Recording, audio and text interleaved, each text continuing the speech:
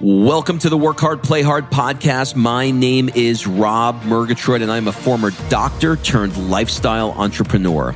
Each week, I interview some of the best minds on the planet on the science of achievement and the art of fulfillment. Come take this journey with me. Excuses are over. It's time to live. He said to me, I know you're going to do dumb things. However, you're a leader, and you're such a leader that if everybody is going left, but something in you says you have to go right, you'll do it anyway. I began to be able to really look with the eye behind the eye and see what was happening. And of course, I went through some period of anger and blame, but ultimately came to a realization that love is all there is, was, and ever will be. So many of us are completely cut off from our own humanity. To the degree that we're cut off from our own humanity is the degree that we are cut off from everyone in our lives, including those who we love the most. All right, before we jump into this episode, I want to invite you to be considered for my Work Hard, Play Hard Mastermind by completing an application at workhardplayhardmastermind.com. So this mastermind is not like any mastermind you may have been to or heard of, I promise you. This mastermind is for 6 to 7 figure entrepreneurs that are working too damn much and aren't taking the time to have amazing experiences around the world with an incredible tribe of people. So every 100 days or so, I drop you into new experiences that are specifically designed to elevate your thinking, to give you new ideas. Look, you get your best ideas not staring at a computer. And actually, this is the way high-level people really collaborate with each other. They do it over a glass of champagne, watching the sunset in the south of France. And we'll be doing things just like that. In fact, we'll be taking a vintage car ride through the French Riviera this summer, and we'll be truffle hunting in Florence in the fall, to name just a few of the experiences so that I can give you a feel for it. So if you are ready to do some fun stuff around the world and really, really want to level up your tribe in one shot, fill out an application at workhardplayhardmastermind.com. We'll jump on a call and we'll see if it's a good fit. All right, let's jump into today's episode. What's up, everybody? This is Rob Murgatroyd. Welcome to another episode of the Work Hard, Play Hard show. This episode features Preston Smiles. You can find him on Instagram and elsewhere at Preston Smiles. I wanted to have Preston on the show because he was one of the speakers at a mastermind that I was just at. And I have to tell you, he blew me away. He has found a way to create a multi-million-dollar business, be himself, and really, really, really be freaking happy, like contagiously happy. I mean, I love this guy. I love this guy. So be sure to take a screenshot of this episode, share it on the socials, and remember to tag me and Preston Smiles and let us know what you thought. So without further ado, please enjoy this conversation I had with Preston. Preston, welcome to the show. Appreciate you, man. Ooh, ooh, let's do it. That is officially the first ooh, ooh I have ever gotten. You know, I have to tell you, the moment that I heard you speak at my mastermind, I said, you know what, man? This is my brother from another mother. I mean, we are soulmates, absolute soulmates. I don't have any of the coolness you have, but inside, it's in there. I hear you, man. I hear you. I appreciate that. And you definitely do have the coolness. It's just a different kind of coolness. It's a different kind. Yeah, man. Yeah, that was a really cool connection and meeting point for all of us that day. I thought it was fantastic. Yeah, we're going to touch on a couple of things in that weekend. But first, I just wanted to thank you for making the time. I know that your schedule is insane and you're blowing up. And the fact that you were willing to do this for me on such short notice means a lot to me. So I just wanted to say thank you. Absolutely, man. And I will receive that and send it right back to you and say thank you on behalf of all the listeners and all the people out there who receive value from your yes from your willingness to step into something without knowing whether it would quote unquote pay off or not. And that's a big deal. I think that a lot of us get a lot of insights and powerful things from podcasts like yourself. And not often enough do you hear thank you, like deeply thank you for saying yes to something when you didn't know how it would turn out. And, oftentimes, especially when you're starting out, there's no return per se, other than giving the gift to other people. That is such a good point. You are so right. And I want to talk more about that as we get into your story. I think what we'll do, if you're down for it, is we'll first kind of talk about the science of achievement and how you have helped coach people to create a life of authenticity and joy. And then we'll flip it and we'll move into the art of fulfillment. That'll be the play hard part of the work hard flip. And we'll talk about some things that maybe you do and maybe with your family to feel more fulfilled. And then we'll wrap with some rapid fire questions. Cool? Done. Let's get it. So I think a good jumping off point would be to learn if you are Preston Smiles or Preston Davis, because you have screwed my research up in such a big way. Will the real Slim Shady please stand up? Please stand up. Yeah, that song was so good.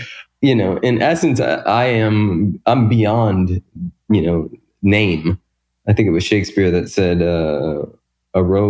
actually, I'm not even going to butcher it. However, I will say this. I'm Preston Smiles. Preston Davis is a slave name.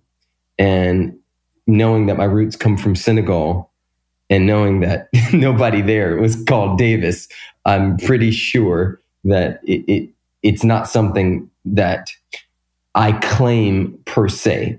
The reason why I keep that name officially in the government is really just based on a conversation with my father. My dad asked me not to change it officially through the government. And so honoring him and his legacy, I say yes to that. But if we're speaking about my truth, my name is Preston Smiles, and that name was given to me by a janitor in Louisiana, Baton Rouge, Louisiana, at Louisiana State University about 12, 13 years ago. And instantly, I knew that it felt right. I didn't even take it on immediately. It was a few years later that I went, that's my name. And that changed everything. So if that's... I love that. The quote, I just Googled it for you because I would have butchered it too. It's a rose by any other name would smell as sweet. Yes, there we go. There we go. That's what you were after. Okay, so you grew up in the 80s in Compton, California. And for the benefit of our international listeners who may not know that area, can you sort of describe what living there was like for you in your younger years? And you can pick any time period that works for you. Absolutely. Compton, for those of you who've heard of NWA or even that movie Straight Outta Compton, at that particular time, it was probably one of the most dangerous neighborhoods in the United States of America and was heavily gang territory and drugs and things of this nature. And also a lot of amazing, beautiful, dropped-in, powerful people who happened to be poor, who happened to not have as much money as the rest of, the people in some of the neighboring cities. And so that's where I was born. I was slightly raised there. And then my parents, out of a fear of having me end up being a statistic, ended up moving us to Harbor City, California, which was a gigantic step up in like a Dennis the Menace kind of neighborhood, from which I still ended up joining a gang and busting windows and fighting and having watching some of my friends get killed and things of that nature.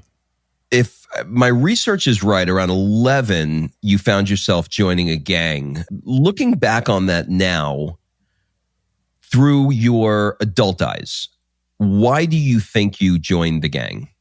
Oh, it's simple, easy. I mean, it's the same reason why people join all kinds of stuff. It's why we join masterminds. It's why we join anything. It's because we want to feel acceptance.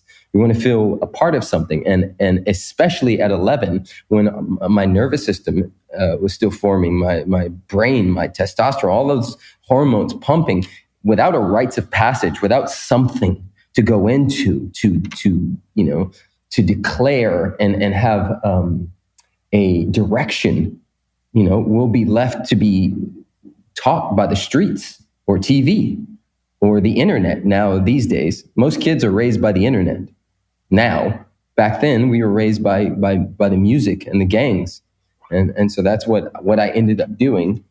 I'm highly grateful for it at this point. There was some aspects in times in my life where I wasn't, but I'm pretty, I think it's really beautiful that it happened that way, because I have a deeper understanding of the human experience because I went that route. Yeah, I bet. I mean, but this was the real deal. I mean, at 15, you opted out of taking a ride with your friends, and it turned out that there was a higher power that was guiding you that night, because all of your friends wound up dead. Can you sort of take me back to that moment and maybe what was going through your head when you found out, and how that was a pivotal moment in your life? Yeah, absolutely, man. And just to correct it, because not all of them ended up dead. All of them were shot. One of them, my best friend Scott, was shot in the head and died. That was a huge catalyst moment in my life, because up until that point, you're 15, you think that you're invincible. And we were doing things that were pretty dangerous, but it never landed that any of us could actually die. My father, at 11 years old, when he caught me smoking weed, sat me down and told me to think about everybody I knew who smoked weed. And then he said, I'm going to give you 24 hours to think about it. And I want you to ask yourself, do you want their life? Because if you do what they do, you're going to have what they have, which was genius of him at that time, especially for an 11-year-old, because I thought I was just going to get my Nintendo and basketball taken away. And instead, he just told me to think. And so when I came back the next day, I made the decision that I wasn't going to do that anymore. And he said to me, and this is one of the reasons why my life has been changed forever. He said to me, I know you're going to be a little boy. I know you're going to do dumb things. However, you're a leader, and you're such a leader that if everybody is going left, but something in you says you have to go right, you'll do it anyway. Now, he spoke life into me. He spoke leadership into me. He empowered me at 11 years old to believe in my own magic. Before I even understood the word intuition or even could spell it, he was speaking that into me. And so fast forward to 15, when Scott called and said, yo, we going out tonight and we're going to go drink and do stupid stuff. Intuitively, something said, don't go. And my dad's voice and that energy popped back into my head. And I said, no. And of course, an hour later, they were all shot. At 15, I didn't know how to be with that. I didn't know how to even process it. So I don't even think I cried. Like, it was very interesting. And I think this is a big point for a lot of men, no matter how you grew up. A lot of us were raised not to be, and excuse my language here, not to be little pussies. And the type of macho idealism of what a man is, by the time you're 15, you don't even know how to access those feelings, even when something so big like that happens. And so for me, that was a game changer, because I ended up moving to Pennsylvania, checking into a school in North Allegheny County, which was one of the sort of wealthiest counties. And it was legitimately like, I don't know if you probably have. Have you seen Fresh Prince of Bel-Air? I have. That was my next question. I was going to ask you. I said, your parents, your parents made this decision to move you out of this school into an all-white school. How did that Fresh Prince of Bel-Air time period shape your life? Yeah, it was trippy, man. It was trippy because it wasn't different. It was different and it wasn't. Like, of course, they had, bigger toys. And, like, I joined a new gang, which was called Wexford Mafia. And my buddy Brad, he had this brand new BMW, and all the other guys had Mercedes, and they had turf football fields. And of course, the way that the city lines were set up, their schools got more money, which means they got better teachers and better everything. And I stumbled upon environmental psychology at 15 and a half. I started to realize that we weren't different per se. But the way that the container, the context was set up would determine the content, right? So the context determines the content. And so if we have a context, a container of filth and less than and lack and limitation and, where the school doesn't get any money and the teachers don't care, then the content, AKA the students, will be determined by that. Well, if you give, a school a bunch of money and have a whole system set up where those people see themselves, and even in the history books and the things they're reading and the things they're learning, it's all these sort of great white American heroes, then even if they are listening to rap and drinking and smoking weed, there's an aspect of them that believes that they're going to go to Yale while the other kids believe they're going to go to jail. And it is done unto you as you believe. And so this changed everything for me because I began to see underneath the veil. I began to be able to really look with the eye behind the eye and see what was happening. And of course, I went through some period of anger and blame, but ultimately came to a realization that love is all there is, was, and ever will be. And, when Jesus, and not that I'm religious at all, but when Jesus was nailed to the cross, supposedly he said, "Forgive them, Father, for they know not what they do." And that for me was a similar thing. When I really dropped in, I was like, most of these people are just operating without really understanding the repercussions because they think that we're separate. They think that there's a white person and a black person, and there's a Democrat and a Republican. They don't understand that we are all humans on earth. We are all beings on a planet. The universe, God, Jesus, Buddha, source intelligence is asking something of us, but most of us cannot hear that ask because we're so caught up in the separation and the lack and limitation and the illusion that we are separate. And this, Rob, changed everything for me. Because that's when I began to really step up and step in and remind people of the one truth, which is love. God, there was so much in what you said. I have 20 different directions I'm going to go in. But one of the things that you said made me think of something, and I'm just going to tell this to you because it just hit me. But there's a Netflix show that Will Smith just did. It's called something like This Crazy Rock, and it's where he interviews astronauts who look down on the Earth. Mm-hmm. And sort of describe the Earth as just one place, and we look at ourselves so separately. And I just kind of got a hit that you would love that. So you got to check it out. I'll send you the link. One of the questions I get a lot personally is around relationship, because my wife and I, very similar to you, do a lot of traveling and we do a lot of things together. So I answer those questions as best as I can, but I'd like to kind of talk to you since I have somebody who I really feel like in many ways has a very similar relationship and a very similar lifestyle to my wife and I. We travel around the world a lot. We have a 4-year-old daughter, and I think that there's a lot of similarities. So I'd like to start with your relationship prior to your wife, which we'll get into in a second, which was just really a relationship with a girl named Olivia. And you found yourself sort of, you're laughing at me, aren't you? You found yourself sort of. How the heck did you find that, bro? That's good. You found yourself that you were trying to fix her problems or fix it when she was upset. And I think a lot of us men do that. How have you taught yourself to not fix your partner's problems? Yeah. I mean, it's an interesting thing.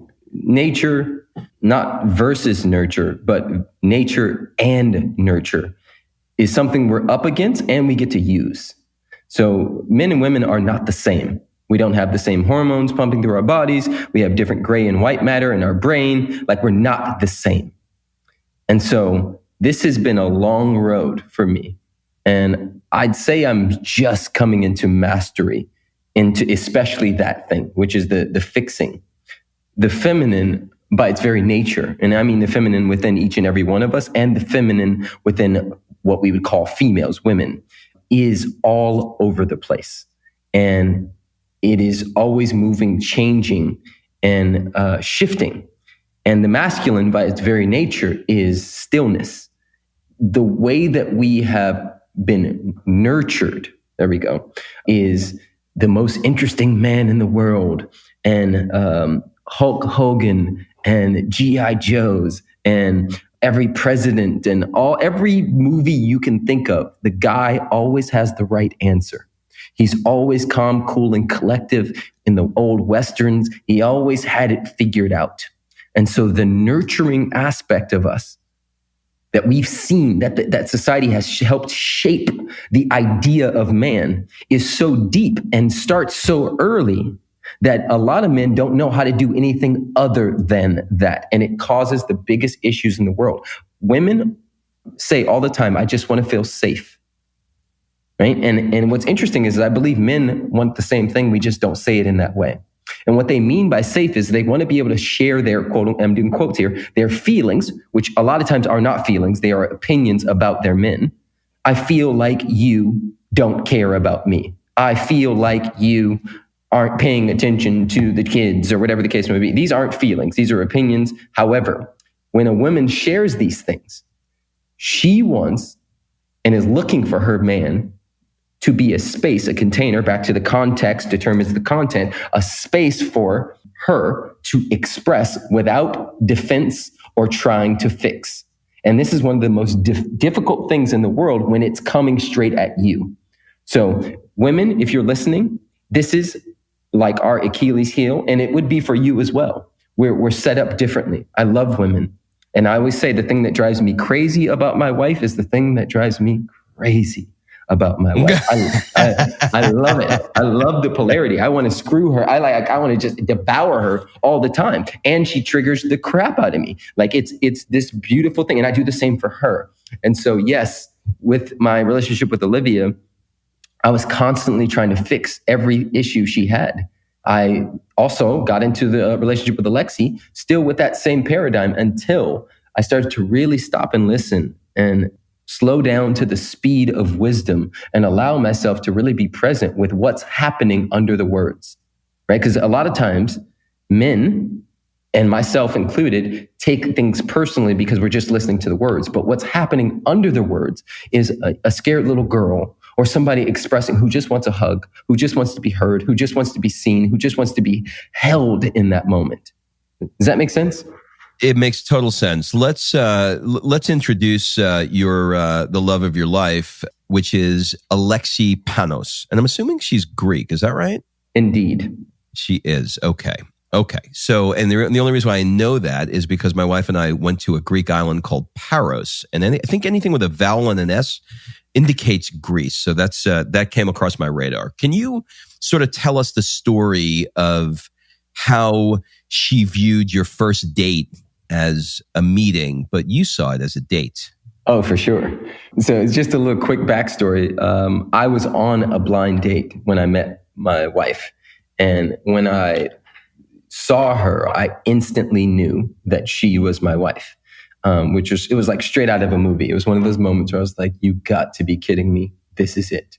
Like, out of all the women I've dated, out of all the people I've met, out of 7.7 billion people on the planet, this is my person. This is a person I will build with. This is a person I will laugh with. I will cry with. Like, it all came rushing to me in one moment. And so, but you were on a date. I was on a date. I was on a date with someone else. Wow. Yeah. And it was interesting, to say the least. And a little more backstory, before I ever met her in the physical, she was dating one of my friend's friends.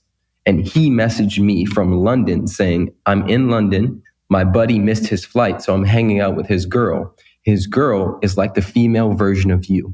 Her name is Alexi. I think you guys will work together one day. Little did he know that he was right, although he didn't understand that he was setting me up to take his girls, that whole thing. And so we messaged back and forth. I saw her. I was holding space for my queen, for my one. I was in that field at that time. But when I saw her, I was like, wow, she's beautiful. She does work in Africa, like awesome chick, right? And she's in London and I live in LA. And so I'm not doing a long distance relationship. My one's going to be somewhere here. Well, fast forward to weeks later, I bought tickets to the show, ended up going on this blind date with this girl. sit down. They sit me down because we're late. They say, we have 2 more seats.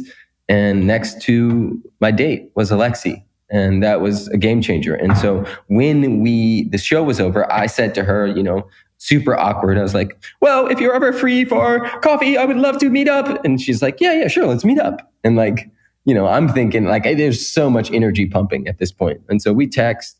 And I think a week later, we meet up at this spot. And she's looking at the menu. And I come up behind her and sort of put my groin on her back and hug her from behind. And she instantly rolls out of it and karate chops me, what are you doing, kind of thing, which was, very forward of me as well. And I realized, especially in this Me Too climate, that would have been. I was going to say she got Me Too'd. Yeah, for sure. And honest mistake, I was reading into something that wasn't necessarily fully in play at that time. Mm-hmm. But, based on results and our 1-year-old child and, the $1 million business we've created together. She was feeling you. Yeah, for sure. And so, yeah, man, it was a meeting for her. It was a date for me. And by the halfway through, it became a date for her as well. And we ended up, that 45 minutes that she scheduled into her phone turned into 4 hours of walking up and down the street on this spot called Larchmont, and just joking and laughing and flirting. And it was clear. It just every step of the way, I got clearer and clearer that this was my wife. And it's so crazy. I just did a podcast interview with the creator of Everybody Loves Raymond, Phil Rosenthal, and he did the podcast interview. Wait for it, on Larchmont on his iPhone. How do you like them apples? How long ago was that first meeting? Just almost 5 years ago. Okay, so in 2016, you 2 kids get married, and in 2017, a beautiful baby boy named Kingston. Yes. I think it's Kingston Ra. Is that right? Indeed. All right, Kingston Ra enters your life. So I'd like to get a little granular on how you 2 are navigating family life. You are both speakers. You have a similar line of work. On a typical day when you are both at home, how do you navigate who's watching the kid while the other one is going to work on their projects? Yeah.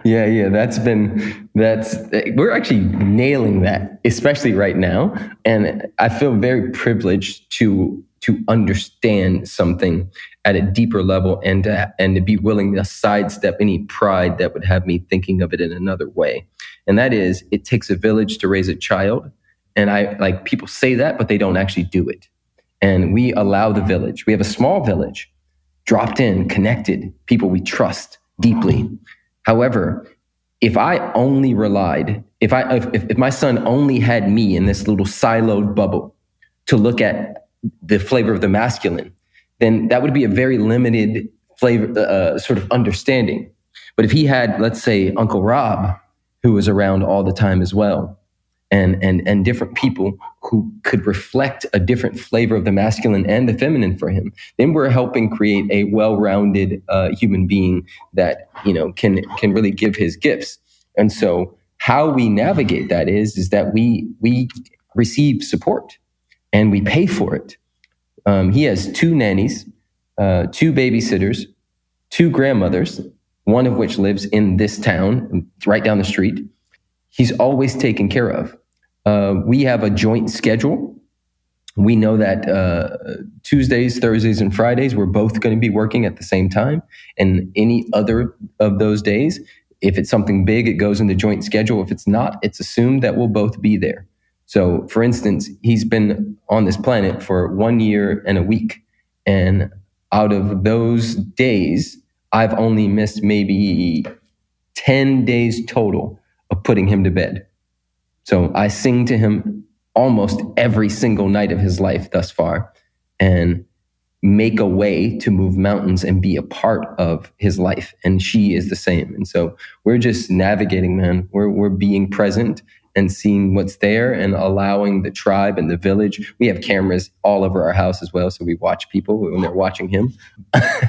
But yeah, it's beautiful, man. It's beautiful.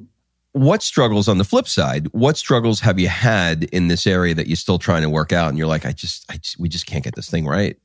I think it's less about him and more about making sure that we carve out time for us to play, for us to connect, for us to get out of CEO and that brain and into marriage and play and joy and connection and sexiness and tickles and butt grabs and all of that stuff. It's interesting. That is the precise reason why I created my Work Hard, Play Hard Mastermind. And it's specifically done around the world. It's like we're going to Monaco. We got helicopter rides in Monaco. We're going to Italy and we're going to go truffle hunting because it's really, really difficult when you are building businesses to take the time to enjoy things with your spouse. That is one of the most common struggles that people have. You two travel as much as my wife and I do, maybe more. How are things different for you now that you have a baby? Super different, man. Like we used to go to Africa every single year, and since he's been here, and it'll probably be a few more before we go back. But we've chosen not to vaccinate him with like the 44 shots that they want to give kids before they're like 2, and so we're careful where we take him. Not that Africa's terrible or anything of that nature, but there's just certain places and the way that we travel that we cannot do the same way yet. And so it's just a yet. It's a ... yet. However, like for instance, we've been going to Mykonos and Greece for a few years, and this year we took him, and that 2018 we took him, and that was a lot different. However, we still navigated it. So we'd wake up.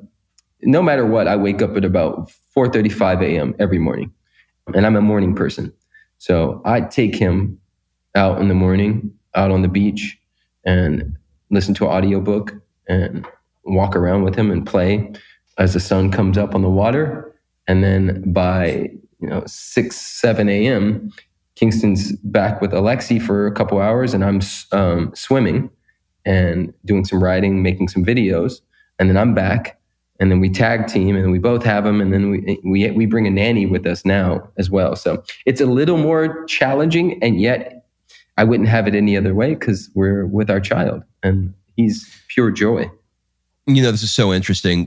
So many people have told me about you before I met you. They said, dude, you have so much in common. And just what you said, my 4-year-old has been to 16 countries already, right? And we have gone to Mykonos for a month every year for the last 10 years. In fact, I went with some mutual friends of ours, Lewis Howes, Chris and Lori Harder, Josh and Sarah Pendrick, this last go around. And my daughter hasn't been vaccinated, and I'm flying to California on Monday to meet with a doctor because the laws there, as you know, are crazy.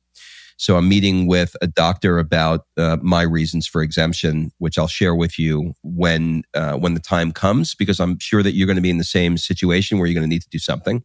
So, anyway, really ends. We're moving in October to Manhattan Beach, so we'll be pretty damn close to each other as neighbors. Yes, that's awesome. Yeah, lots of parallel lives here. I want to talk a little bit about some work that you've done in as far as training.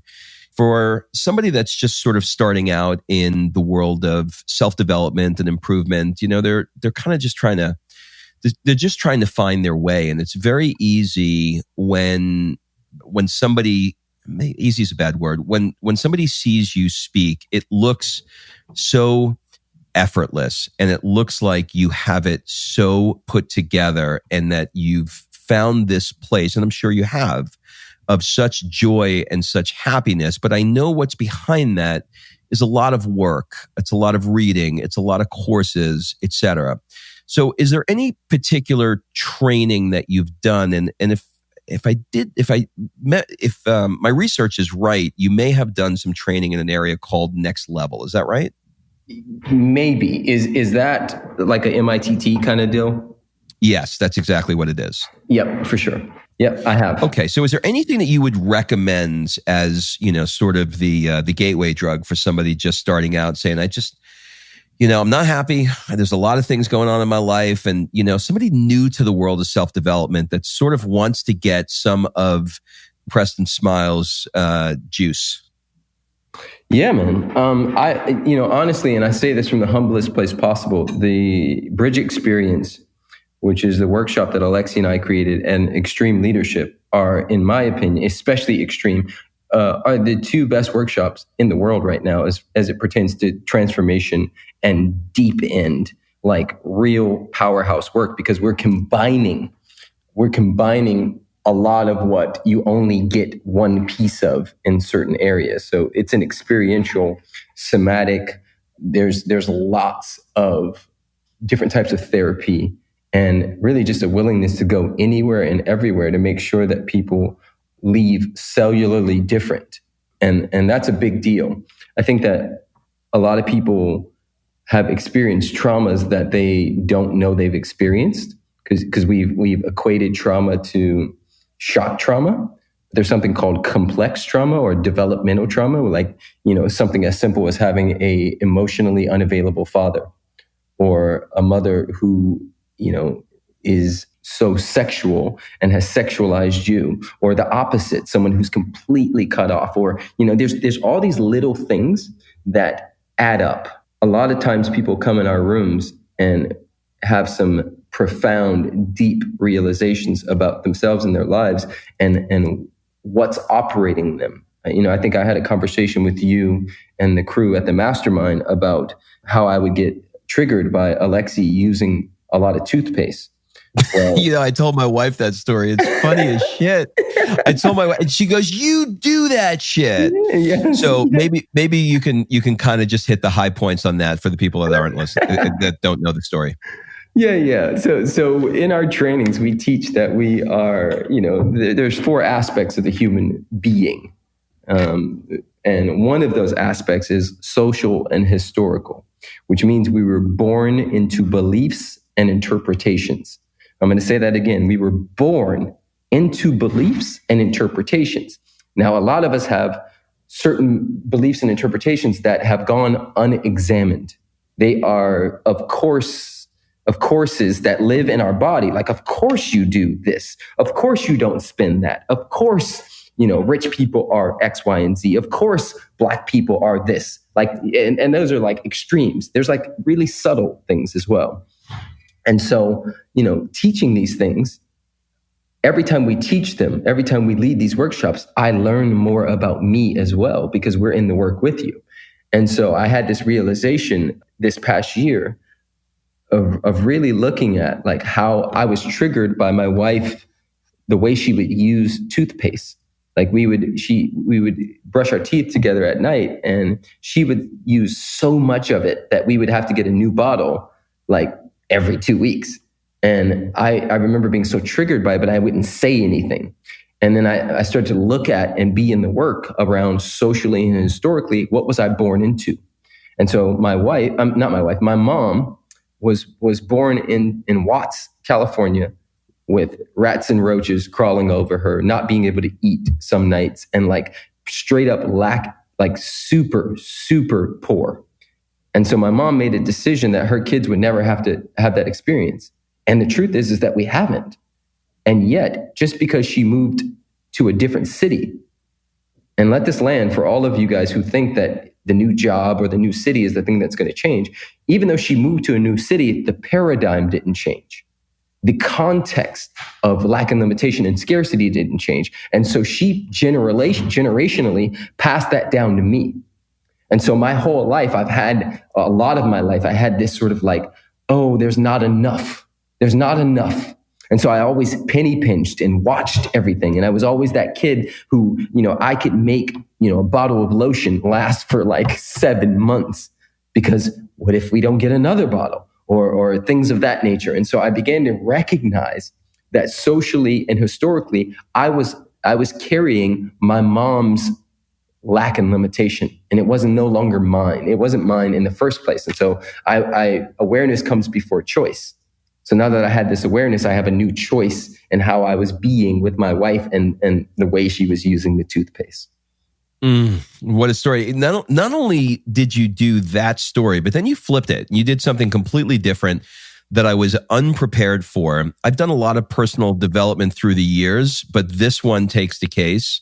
You took us through an exercise. I'm going to butcher it, so feel free to interrupt me, jump in wherever you want. But basically, you brought us through an exercise where we effectively had to pick a partner, hold on to him, hug him for 5 minutes, right? It was like, it sounds like, yeah, that's not that big a deal. Except until you do it. Mm-hmm. And when you do it, you start going through some weird shit. So for example, our mutual friend, the one who was running the mastermind, Chris Harder's brother, was doing the tech side of the event. And for whatever reason, I didn't have a partner next to me. Somebody else grabbed a partner. So I looked over at Nick and I said, okay, you'll be my partner. I don't know what we're doing, but we'll do it. And Nick and I have been friends for years, just two dudes, that know each other for a long time. Yep. And you walk us through this exercise where we have to hug each other. I had no idea that you were not going to allow me to let go. So I'm hugging him. I'm like, okay, Preston, this is starting to get weird. Like, okay, and then after sweating and feeling like I was going to shit in my pants 3 minutes in, I was like, what?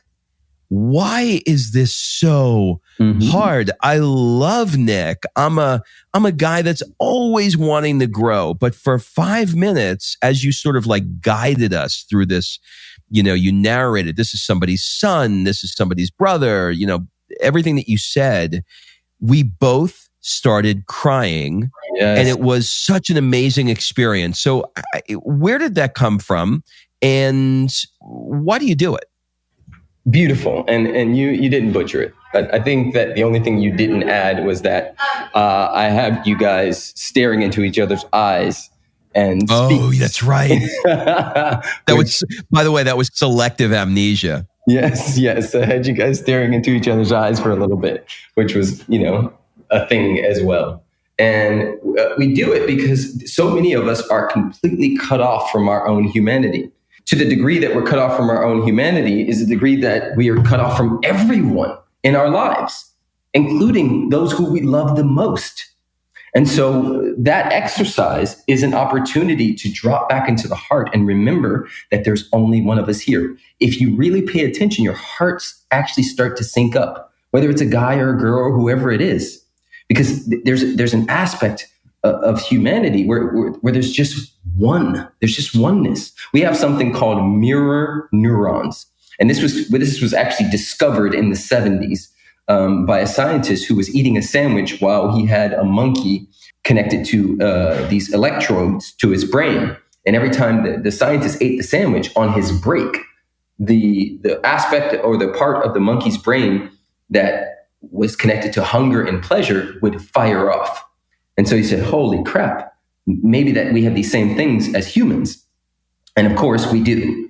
And this to me is nature's, God's, whatever you want to call it, way of reminding us that we're all connected, deeply connected. And especially with men, we rarely, belly to belly, allow ourselves to be seen.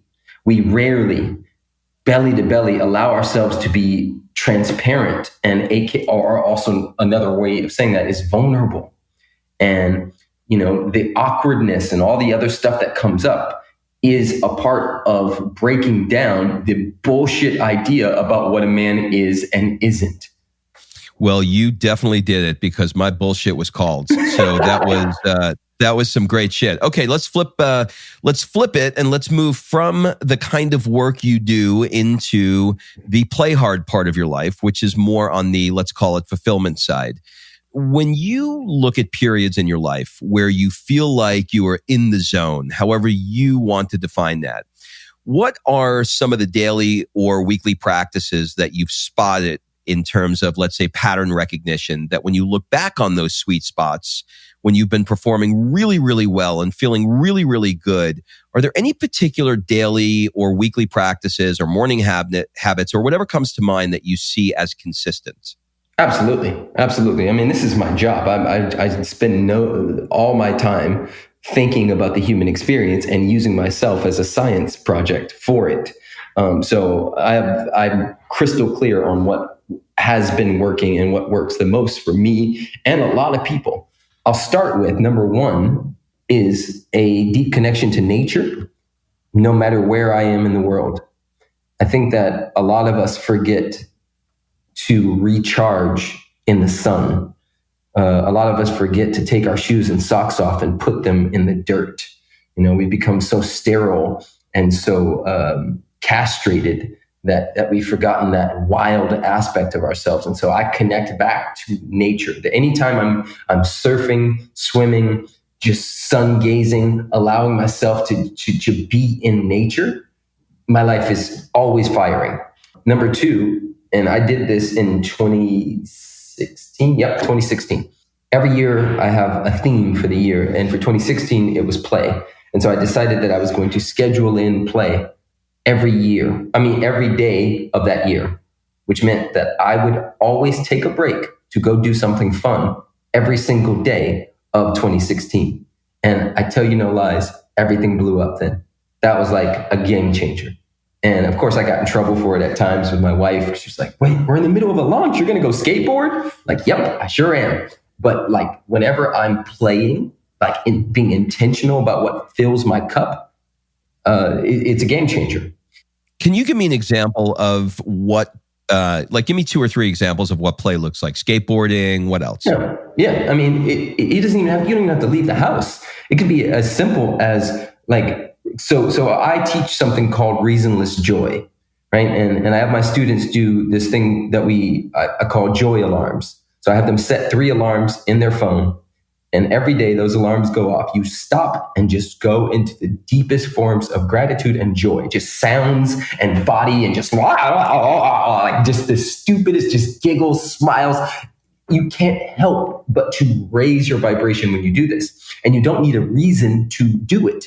We can move into reasonless joy at any point in our lives. And so that's one example. It doesn't even have to have anything to it.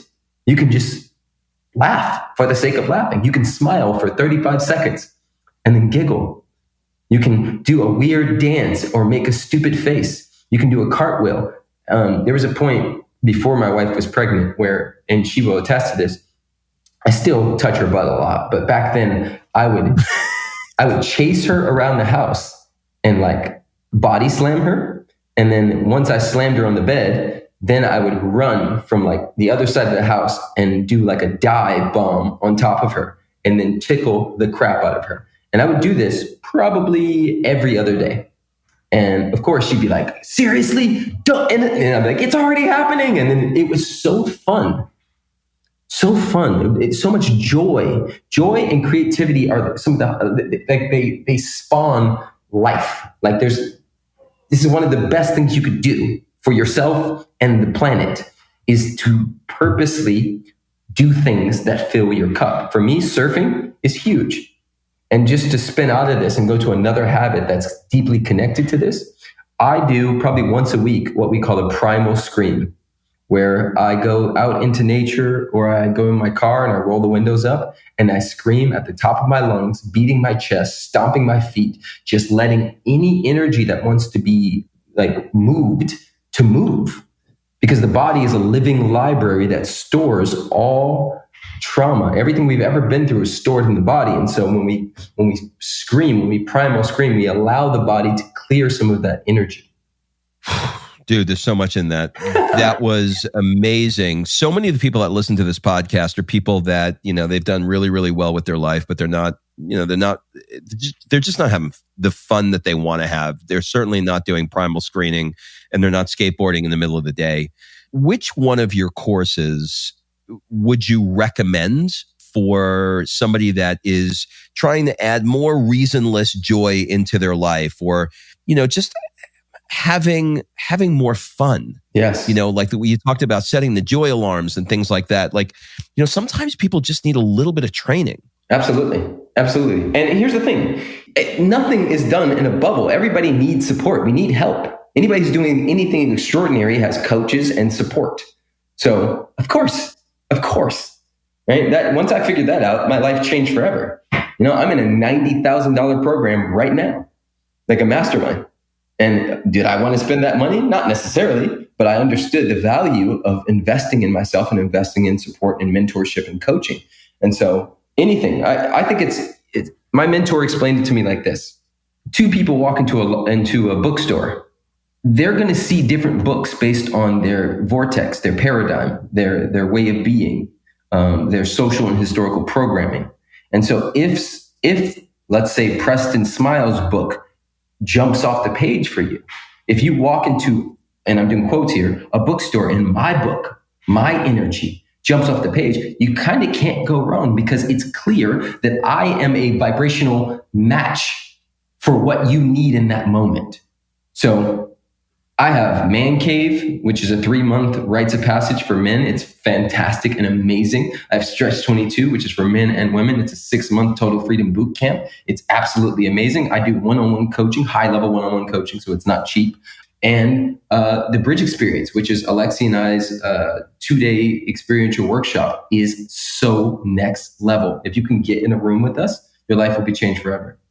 Yeah, I can attest to that. I've been a part of that life-changing stuff that Preston's talking about. So, as we wrap, a couple more questions I want to talk about in the area of fulfillment, and it's just kind of like a first thing that comes to mind. If you could spend 1 month anywhere in the world, where would it be and why? Interesting. That answer changes. And has changed, and it changes quite a bit. But I'd say the first thing that came to mind was this island where there's really good surf. But I don't know if I would want to spend a month there. So, but if I really have an opportunity to think about it, it'd be Senegal, and West Africa, because I did a DNA test, and I know that I come from there, and they have good surf. And my people, I want to see them. I want to see them dance and be and all that stuff. So I would go there for sure. If you can go to only one restaurant before you die, where would your last meal be?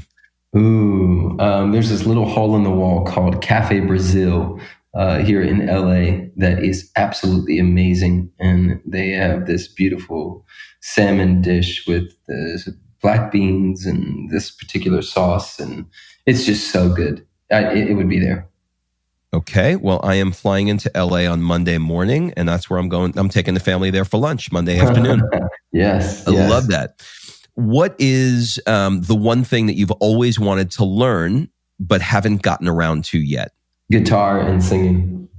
Easy. That's the number one answer. That's interesting. Really interesting. And Lori Harder, she was the last one I interviewed, and she said the exact same thing. Really interesting. What would your friends say is one of your superpowers? Observation. What's one of the things you're afraid of right now? Not staying connected to my wife. What keeps you up at night? Nothing. What's the one book that you have reread the most? Conversations with God, book 1. What's your guilty pleasure? Burning Man. What's the one thing that you own and should probably throw out, but you're just not going to do it? A bunch of surfboards. I have like 15 surfboards. 2 more questions. If you had to give a TED Talk on nothing that you're known for, nothing that you speak about, could be on anything you want or have a passion for, what would it be? That would be DJing, music. It's really funny. I spent 5 years as part of my midlife crisis doing DJing and touring around the country, doing shows. We are really, really in alignment. Wow, that's really crazy. Yes. Last question. Ask me anything you want. Let's change it up a little bit. What one question would you like to ask me? It's a part A and B. Part A is, have you ever done any plant medicine ceremonies? I'm terrified. Okay. Terrified, which is probably the reason why I need to do it. Yep, you sure do. Okay, so my question changes at that point. If you had to live one place and you could not leave that place ever again, you have your family with you, but you could not leave that place ever again, where would you move to and why? Italy, because they focus on the things that matter. Family, food, life. where we just booked yesterday 2 months in Italy. We're taking 4 months off before we move to California in October. And we're taking 2 months to live in Italy for the reasons that you just mentioned. I've just always wanted to do it. And I said, if I can only live one place, it would be Italy. So I want to do a little micro test. So we're going to do 6 weeks in Lecce, a week in Rome, and 2 weeks in a place. 6 weeks in Florence, a week in Rome, and a place called Lecce for 2 weeks. Wow. Amazing. That's super cool. Well, dude, this hour flew by. I am so grateful that I got a chance to meet you and connect with you. I'm so grateful that you took the time to do this. And this was really a lot of fun. Do you have any final words, suggestions, or an ask for the people that are listening? It's a reminder that there's only one of you.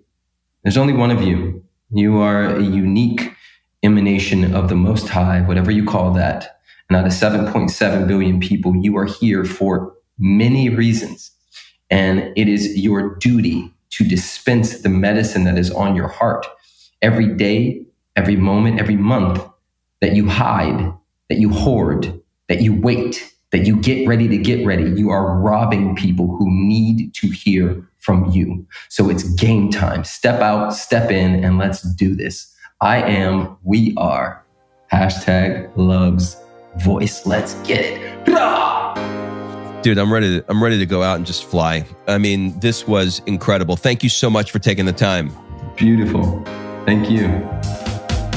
All right. Thanks for listening. If you love this episode and you know someone that needs some help in either stepping up their work hard game or their play hard game, it would mean the world to me if you shared this podcast with them to help me get this movement out there.